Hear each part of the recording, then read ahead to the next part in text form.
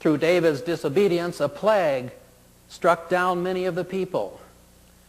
David knew he had sinned, and a price had to be paid. The ark of God had once rested at the threshing floor of Araunah the Jebusite. Upon the word of the prophet Gad, David went out to sacrifice to the Lord at the altar that was still there. When Araunah saw him coming, he rushed to meet David, and when he learned why the king had come, he said, "Here, take my oxen for the sacrifice, and use their yokes and these threshing sledges for the firewood." But David answered, "No, I must pay for the sacrifice myself. I will not offer to the Lord a sacrifice that costs me nothing." We speak so loosely of sacrifice, don't we?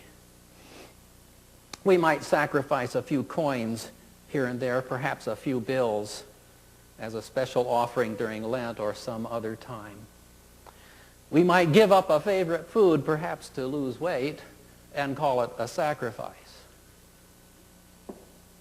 We might sacrifice our desire for a new computer in order to buy a new flat-screen TV instead.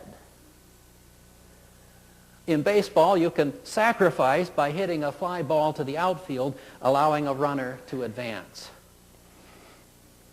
Such expressions hardly convey the meaning of David's words, "I will not offer to the Lord a sacrifice that costs me nothing." If it's only an inconvenience or a temporary delay in gratification or a game or a token gift when we're blessed with such abundance, it's not a sacrifice. During these times when the young men and women of our country are fighting abroad in the war against terror, we come closer to understanding the true meaning of sacrifice. We have a grandson who has enlisted in the Army effective this summer.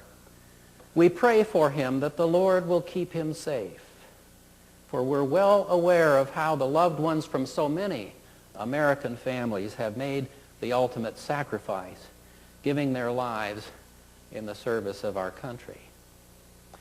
But even this understanding of sacrifice is not quite what the Bible means by it, for something is missing. True sacrifice is never a one-person act. In true sacrifice, there is the person who gives, but also the person who receives it and acts upon it. The person to whom the sacrifice is offered and who responds to it in some significant way.